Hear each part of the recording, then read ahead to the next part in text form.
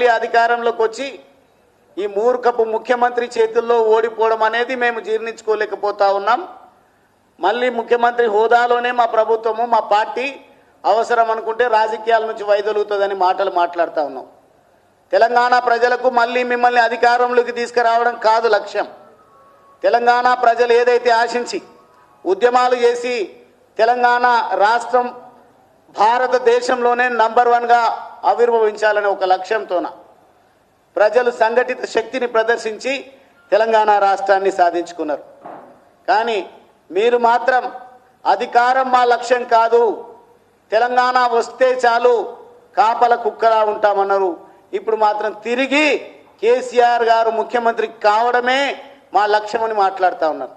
కానీ మా లక్ష్యం అది కాదు. మా లక్ష్యం భారతదేశంలోనే నంబర్ 1 స్థానానికి ఎదగడానికి తెలంగాణ రాష్ట్రానికి అన్ని హంగులు ఉన్నాయి. అది మా లక్ష్యం.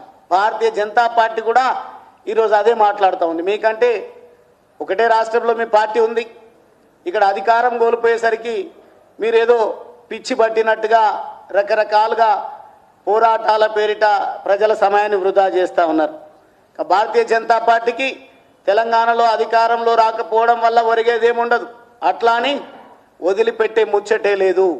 ముమ్మాటికి ఎన్నికలు ఎప్పుడొచ్చినా భారతీయ జనతా పార్టీ తెలంగాణలో కాషాయ జెండాను ఎగరవేస్తుందనే సంగతిని కూడా ఈ సందర్భంగా నేను గుర్తు చేస్తూ ఉన్నా. అయితే బీఆర్ఎస్ పార్టీకి ఉండాల్సినటువంటి నిబద్ధత ఏంది అని అంటే, మీరు అవినీతి పరులే గారు, మీ శుద్ధపూసలు సరే మంచిది. మీ పైన వచ్చినటువంటి ఆరోపణలను నివృత్తి చేసుకోవడం కోసం ఒక ఉద్యమానికి శ్రీకారం చుట్టండి. నాడు తెలంగాణ రాష్ట్ర సాధన కోసం ప్రజల మనోభావాలను పరిగణలోకి తీసుకొని ఈ నినాదం ఎత్తుకుంటే చాలా అధికారంలోకి వస్తారని భావించింది. సరే, మీ ఎత్తుగడలు ఫలించి ఉండొచ్చు, తెలంగాణ ప్రజలు నమ్మొచ్చు, మనల్ని గెలిపించి ఉండొచ్చు. కానీ ఈరోజు అవసరం అది కాదు. ఈరోజు తెలంగాణ ప్రజలకు నీళ్ళు ఇవ్వాల్సినటువంటి అవసరం ఉంది. మీ పైన వచ్చినటువంటి ఆరోపణలను మీరు కడిగి పారేసుకోవాల్సినటువంటి అవసరం. దానికోసం ఉద్యమాలు చేయండి. మీకు దమ్ముంటే, మీరు ఏ అవినీతి చేయకపోయి ఉంటే, ఏ దుర్మార్గాలకు మీరు పాల్పడనట్లయితే మీరు ఒక కొత్త కార్యక్రమానికి శ్రీకారం చుట్టండి. మా పైన వచ్చినటువంటి ఆరోపణలను ఈ కాంగ్రెస్ ప్రభుత్వం నిరూపించాలి, లేదంటే మళ్ళీ ఎన్నికలకు వెళ్ళాలని ఒక నినాదం తీసుకురండి. ప్రజలు మీకు మద్దతుగా నిలబడేటువంటి అవకాశం ఉంటుంది. ఇంత నీతిపరులు, ఇంత నిజాయితీగా ఎంక్వైరీ కోసం పోరాటం చేస్తున్నారని మీ వైపు చూసేటువంటి అవకాశం ఉంటుంది. మీరు ఎన్ని కుప్పి గంతులేసినా మీ పైన వచ్చినటువంటి మచ్చ ఏదైతే ఉందో, ఈ భూమి ఆకాశం ఉన్నన్ని రోజులు మీరు కడుక్కోలేరు. మీకేమైనా నిబద్ధత ఉంటే, చిత్తశుద్ధి ఉంటే, మీ పైన వచ్చినటువంటి ఆరోపణలు నిజం కాదు అని పోరాటం శ్రీకారం చుట్టండి. ఒకవేళ మీరు అవినీతి పరులు కాలేదు అని అంటే నేను కూడా తప్పకుండా మా పార్టీలో కూడా చర్చిస్తా. ఇంత మంచి రాజకీయ పార్టీ ఉంది, అవసరం అనుకుంటే ఆ పార్టీని మనం రాజకీయంగా బ్రతకనిద్దాం.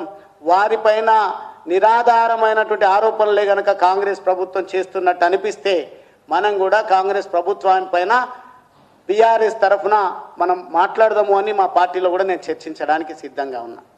కానీ చేసిందంతా అరాచకం, అవినీతి, దుర్మార్గం. ఈరోజు మాత్రం యువతను రెచ్చగొట్టే విధంగా మరొకసారి రక్త చరిత్ర సృష్టించేటువంటి ప్రయత్నం బీఆర్ఎస్ పార్టీ చేస్తుంది. దీన్ని మానుకోవాలని నేను డిమాండ్ చేస్తా ఉన్నా. ఎన్డీఎస్ఏ ఇచ్చినటువంటి రిపోర్టు పైన కూడా మరొకసారి పదే పదే రేవంత్ రెడ్డి గారు ఏదైతే పనికిరాని మాటలు మాట్లాడుతున్నారు. ఎన్డీఎస్ఏ రిపోర్ట్ వందల సంఖ్యలో పరీక్షలు జరగాలి ఆ ప్రాజెక్టు పైన అని ఆ రిపోర్టులో పరిగణించింది, వ్యక్తీకరించింది. కానీ ఇప్పుడు మాకున్నటువంటి సమాచారం, నేనైతే ఎమ్మెల్యేను కాదు, ఎంపీ కాదు, నాకు వాళ్ళకు ఉన్నటువంటి నెట్వర్క్ లేకపోవచ్చు, కానీ సమాజంలో చర్చ జరుగుతూ ఉంది. ఇరిగేషన్ శాఖ మంత్రిగా ఉన్నటువంటి ఉత్తమ్ కుమార్ రెడ్డి గారు కేంద్రం దగ్గరికి వెళ్ళి ఈరోజు ఎన్డీఎస్ఏ కమిషన్ను విజ్ఞప్తి చేస్తున్నట్టుగా మా దృష్టికి వచ్చింది. అన్ని టెస్టులు ఎందుకు, కొన్ని టెస్టులు చాలు అని మాట్లాడుతున్నట్టుగా తెలుస్తా ఉంది. అంటే దీన్ని బట్టి ఏమర్థమవుతా ఉంది, బీఆర్ఎస్ పార్టీ, కాంగ్రెస్ ప్రభుత్వం రెండు కూడా లోపాయికారి ఒప్పందాలతోనే ముందుకు పోతున్నట్టుగా కనిపిస్తూ ఉంది. వెంటనే నేను డిమాండ్ చేస్తా ఉన్నా, ఈ నాటకాలకు స్వస్తి చెప్పి బీఆర్ఎస్ పార్టీ తన పైన వచ్చినటువంటి ఆరోపణలు తప్పు అని భావించి ప్రజలకు తెలియపరిచేటువంటి పోరాటానికి శ్రీకారం చుట్టాలి. ఒకవేళ రేవంత్ రెడ్డికి దమ్మే ఉంటే, బీఆర్ఎస్ను ఏటీఎంగా వాడుకోవద్దు అనే ఆలోచనే కనుక ఉంటే బీఆర్ఎస్ పార్టీ పైన తగిన చర్యలు తీసుకోవాలి. నాడు కాళేశ్వరం బీఆర్ఎస్ పార్టీకి ఏటీఎంగా మారిందని చర్చ జరుగుతూ ఉంది. నేడు బీఆర్ఎస్ పార్టీయే కాంగ్రెస్ పార్టీకి, రేవంత్ రెడ్డికి ఢిల్లీకి మూటలు మోయడానికి ఏటీఎంగా ఉపయోగపడుతుందని ఆరోపణలు ఉన్నాయి. దీన్ని నిరూపించుకోవాల్సినటువంటి అవసరం ఉందని ఈ సందర్భంగా తెలియజేస్తూ, ఇప్పటికే వరద జలాలు ఆంధ్రాకు తరలి వెళ్తున్నాయి అనేది చర్చ జరుగుతూ ఉంది. మీకు ఏమాత్రం నిబద్ధత ఉన్నా, చిత్తశుద్ధి ఉన్నా రైతులను కష్టాల కడలి నుంచి బయట వేయాల్సినటువంటి అవసరం ఉంది. ఈ రిపేర్లకు కావాల్సినటువంటి చర్యలు చేపట్టాల్సినటువంటి అవసరం ఉంది. అనవసరంగా ప్రతిష్టకు వెళ్ళి రైతుల జీవితాలతో చెలగాటం ఆడతామంటే మాత్రం చూస్తూ ఊరుకోవడానికి భారతీయ జనతా పార్టీ సిద్ధంగా లేదు. ఖచ్చితంగా మీ రెండు పార్టీలను వేటాడి రైతుల పక్షాన పోరాటాన్ని ఉధృతం చేస్తాం. ఇప్పటికే సింగరేణిలో మీరు చేసినటువంటి దుర్మార్గాల విషయంలో మా కేంద్ర మంత్రి కిషన్ రెడ్డి గారు, మా రాష్ట్ర అధ్యక్షులు రామచంద్రరావు గారు పోరాటానికి శ్రీకారం చుట్టిండ్రు. మిమ్మల్ని వదిలిపెట్టే సమస్య లేదు. ఖచ్చితంగా ఈ రెండు పార్టీల చీకటి ఒప్పందాలను బహిర్గతం చేసే విధంగా భారతీయ జనతా పార్టీ తన అడుగులను ముందుకు వేస్తుందని ఈ సందర్భంగా సోదరులందరికీ కూడా తెలియజేస్తా ఉన్నా.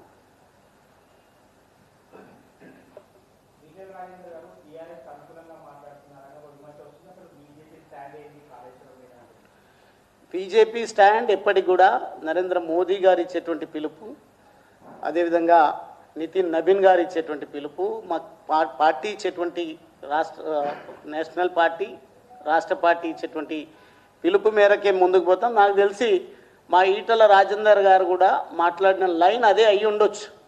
కానీ ఈరోజు తమ పబ్బం గడుపుకోవడం కోసం నేను ఒకసారి మాట్లాడినప్పుడు నా మాటలను కాంగ్రెస్ పార్టీ, రాష్ట్ర పార్టీ మొత్తం కూడా స్టేటస్గా పెట్టుకున్నది. వాళ్ళపైన నేను 99 విమర్శలు చేసిన. ఒకటే నేను చేసింది ఏంది అని అంటే, పనికి రాని సీనియర్లు ఉన్నారు కాంగ్రెస్ పార్టీలో, ఎవడో బయట నుంచి వచ్చి ముఖ్యమంత్రి అయితే ఆయనను ప్రశంసించాలి, ముఖ్యమంత్రి అయ్యిండు అని చెప్పేసి మాట్లాడినటువంటి మాటను తొక్కుకుంటూ వచ్చి రేవంత్ రెడ్డి ముఖ్యమంత్రి అయ్యిండని గువ్వల బాలరాజ్ మాట్లాడిండని స్టేటస్గా పెట్టుకున్నారు. ఈరోజు కూడా ఈటల రాజేందర్ గారి మాటలను వక్రీకరిస్తూ, నాకు తెలిసి ఈటల రాజేందర్ గారు రైతులకు నీళ్ళు ఇచ్చే దానిపైన దృష్టి పెట్టాలి, ఎంక్వైరీ చేయాలి, బాధ్యులను శిక్షించాలనే మాట్లాడి ఉండొచ్చు. ఎందుకంటే వారికి చాలా అనుభవం ఉంది. వారు నాకు తెలిసి మేము కూడా బీఆర్ఎస్ పార్టీలో కలిసి పనిచేసినాం. ప్రజల పర్సెప్షనే మా పర్సెప్షన్ ఉంటుంది. కానీ ఈరోజు కాంగ్రెస్ పార్టీ, బీఆర్ఎస్ పార్టీ వాళ్ళకు అనుగుణంగా అన్వయించుకుంటే మేము చేసేది ఏముండదు.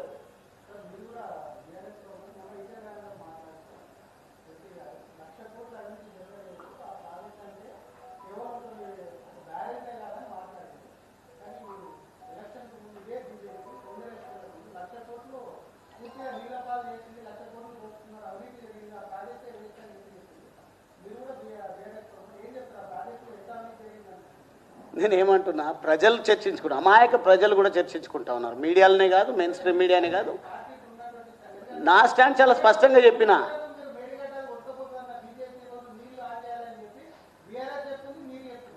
మేమే కాదు, లోకమంతా కూడా అదే చెప్తా ఉంది. బీఆర్ఎస్ పార్టీ లేదంటే ఇతరులు కూడా మాట్లాడేదంటే ప్రాజెక్టు నిర్మాణానికి 1,00,000 కోట్లు అయినాయని మాట్లాడారు రేవంత్ రెడ్డి. రేవంత్ రెడ్డి తాను అధికారంలోకి రావడం కోసం 1,00,000 కోట్ల అవినీతి జరిగిందని పనికి రాని వెధవ మాటలు అప్పుడు మాట్లాడిండు. ఇప్పుడేమో 9,000 కోట్లు మాత్రమే మేడిగడ్డలో అవినీతి జరిగింది అని చెప్పేసి, అది కూడా క్వాలిటీ లేదనే దానిపైనే కంప్లైంట్ ఇచ్చిండు. ఎందుకంటే దమ్ముంటే రేవంత్ రెడ్డి 1,00,000 కోట్ల ఆరోపణలు ఏదైతే చేసిండో అది నిరూపించాలి. లేదు వీళ్ళకేమన్నా భయం లేకుంటే రేవంత్ రెడ్డి అంటే 1,00,000 కోట్ల ప్రాజెక్టులో 1,00,000 కోట్ల అవినీతి ఎక్కడ చేసినాం, మేము అంత అవినీతి చేయలేదన్న చెప్పేటువంటి ప్రయత్నం చేయాలి. ఆ విషయంలో మాట్లాడిండొచ్చు తప్ప ఎక్కడ కూడా ఈటల రాజేందర్ గారు బీఆర్ఎస్ పార్టీని సమర్థించినట్టుగా అయితే ఇక్కడ రాలేదు. దాన్ని ఈరోజు పెద్ద చర్చ పెట్టి ఏదో ఈటల రాజేందర్ గారు బీఆర్ఎస్ పార్టీతో కలిసి ఉన్నారంటే అర్థం వచ్చేటట్టుగా వారు మాట్లాడుతున్నారు. అది మటికి తప్పు.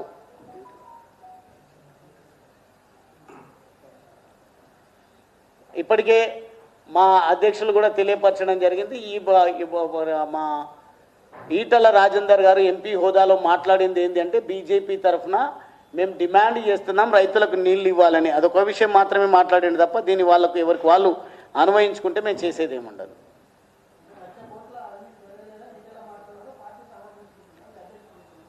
ఈరోజు సమస్య అది కాదు కదా. రైతులకు నీళ్ళు ఇవ్వాలనే దానిపైన మాట్లాడిన దాన్ని మీరు ఇంకొక దానికి చర్చకు తావిచ్చేటువంటి ప్రయత్నం మీడియా మిత్రులు చేయొద్దని నేను విజ్ఞప్తి చేస్తాను.